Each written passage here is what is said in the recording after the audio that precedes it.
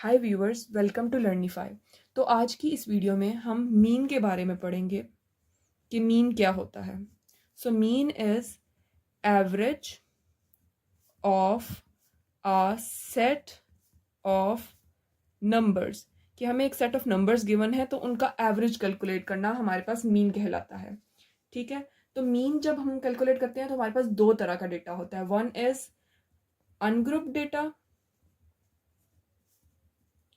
and the second one is grouped data। अब हम देखते हैं कि अगर हम अनग्रुप्ड डेटा को डिस्कस करें तो उसकी क्या डेफिनेशन है, उसका क्या फॉर्मूला है और उसको हम कैसे कैलकुलेट करते हैं। ठीक है, तो अब अनग्रुप्ड डेटा हमारे पास क्या होता है, data where each value is recorded individually without any category। ठीक है, तो डेटा क्या होता है, data where each value is recorded individually without any category. Like उसका कोई ग्रुपिंग नहीं हुई होती, उसकी कोई कैटेगरी नहीं बनी होती, सिंपल वैल्यूज लिखी होती हैं, तो वो हमारे पास अनग्रुप डेटा के अंडर आता है।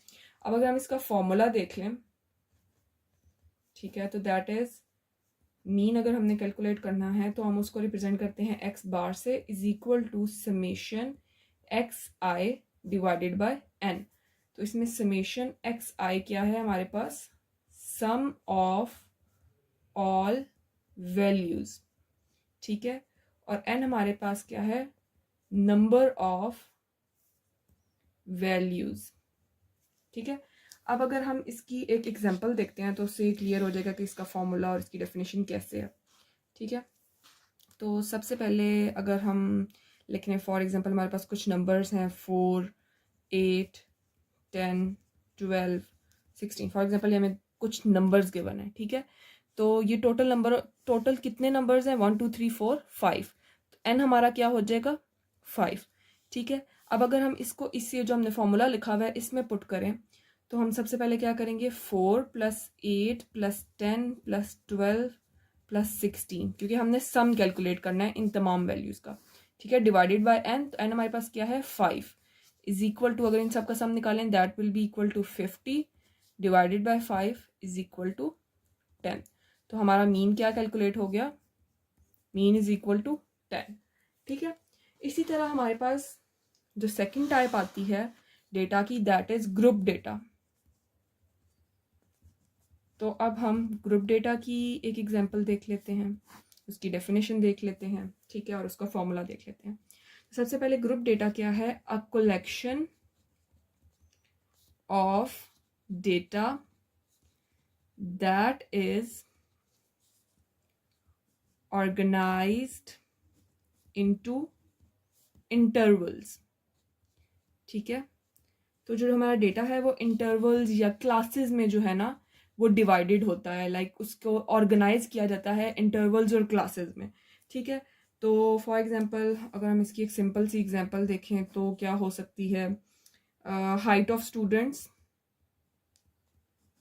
Height of students grouped in intervals. अब ये कैसे हो सकती है, ये देखते हैं। फॉर एग्जाम्पल हमारे पास सेंटीमीटर में अगर हम हाइट देख रहे हैं तो 150 से 160 सेंटीमीटर के अंदर कितने स्टूडेंट्स आ रहे हैं एक क्लास के। फॉर एग्जाम्पल हमारे पास 5 स्टूडेंट्स आ रहे हैं। ठीक है, इसी तरह अगर 160 to 170 के अंदर देखें तो मेरे ख्याल से अगर हम एग्जाम्पल देख लें दैट कुड बी 10 स्टूडेंट्स।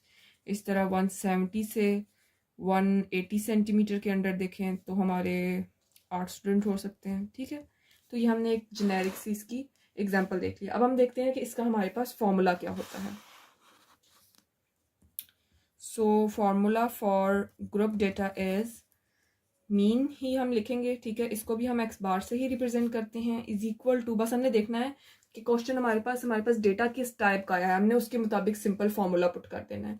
तो summation of x F dot x divided by summation of F. अब इसमें हमारे पास एफ क्या होता है, F is frequency of each class. Like जो हमारा हर ग्रुप बना हुआ है उसकी हमने फ्रीक्वेंसी कैलकुलेट करनी है, ठीक है। इसमें हमारे पास x क्या होता है, mid point of each class interval. अब हम ये भी देखेंगे कि हम मिड पॉइंट को आगे कैसे कैलकुलेट कर सकते हैं, ठीक है। और इसके अलावा हमारे पास फ्रीक्वेंसी का सम आ जाएगा, ठीक, सिंपल, यही हमारे पास इसमें मेन पॉइंट्स हैं। तो अब हम इसको एक एग्जांपल से सॉल्व करके देखते हैं कि हमारी एग्जांपल कैसे सॉल्व हो सकती है। फॉर एग्जांपल अब हम एक टेबल बना लेते हैं। सबसे पहले एक तरफ हमारे पास गिवन है टेस्ट स्कोर रेंज, ठीक है। तो उसके बाद हम ले लेते हैं, हमारे पास आ जाएगी फ्रीक्वेंसी जिसको हम f से रिप्रेजेंट करेंगे, और फिर हमारे पास आ जाएगा मिड पॉइंट जिसको फॉर एग्जांपल हम x से, ये हमारी जो है ना ये जो टेस्ट स्कोर्स हैं ये हमारे x हैं, लेकिन हम जब मिड पॉइंट को कैलकुलेट कर लें तो फिर हम उसको x कंसीडर कर लेंगे, ठीक है। और हमने फॉर्मूला में और क्या कैलकुलेट करना है, f.x कैलकुलेट करना है, वो भी हम यहीं पे लिख लेते हैं। तो हमारे पास जो रेंज है दैट इज़ 0 to 10, इसके अलावा 10 to 20 ले लेते हैं और 20 to 30 ले लेते हैं। फ्रीक्वेंसी फॉर एग्जाम्पल हम ले लेते हैं 3, 4, 2, और मिड पॉइंट, अब मिड पॉइंट कैसे कैलकुलेट करते हैं हम ये देख लेते हैं। ये हमारे पास जो टेस्ट स्कोर की रेंज गिवन है, इसको आपने क्या करना है 0 + 10, ठीक है, डिवाइडेड बाय टोटल वैल्यूज कितनी है 2, तो इसका जो मिड पॉइंट आएगा 10/2 = 5, तो इसका मिड पॉइंट क्या आ गया फर्स्ट पॉइंट का, दैट विल बी 5।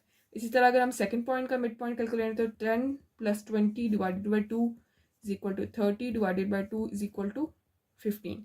सिमिलरली अगर हम थर्ड पॉइंट के लिए कैलकुलेट करना चाहें तो that will B 20 + 30 divided by 2 = 50 divided bye 2 = 25। तो ये हम लिख लेते हैं, हम यहाँ पे सेकंड का 15 आया और नेक्स्ट का 25 आया।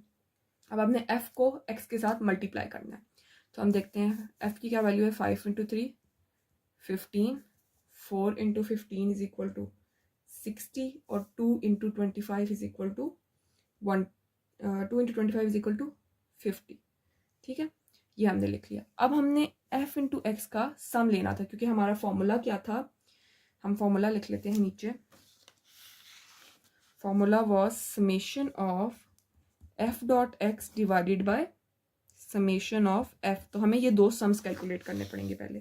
तो इसका सम टोटल का निकालें, दैट विल बी = 125, ठीक है। और अगर हम सम निकालें फ्रीक्वेंसी का तो 4 + 3 7 + 2 = 9, तो ये हमारा आ जाएगा 9, ठीक है। ये हमने सम कैलकुलेट कर लिया। अब हम इसको इस फॉर्मूला में पुट कर लेते हैं। ये हम x का मीन कैलकुलेट कर रहे हैं = सम ऑफ f(x) हमने क्या निकाला है 125 डिवाइडेड बाय फ्रीक्वेंसी का सम हमने क्या निकाला है 9, ठीक है। और 125 डिवाइडेड बाय 9, इसकी वैल्यू हमारे पास पॉइंट में आएगी 13.89। तो आज की इस वीडियो में हमने क्या क्या देखा, हमने मीन देखा क्या होता है, फिर हमने दो टाइप्स देखी डेटा की, that is grouped and ungrouped data, और उसके मुताबिक हम मीन को कैसे कैसे कैलकुलेट कर सकते हैं, हमने उसकी एग्जांपल्स डिस्कस की। तो आज की वीडियो के लिए इतना ही। Kindly like, share and subscribe to our channel. Thank you.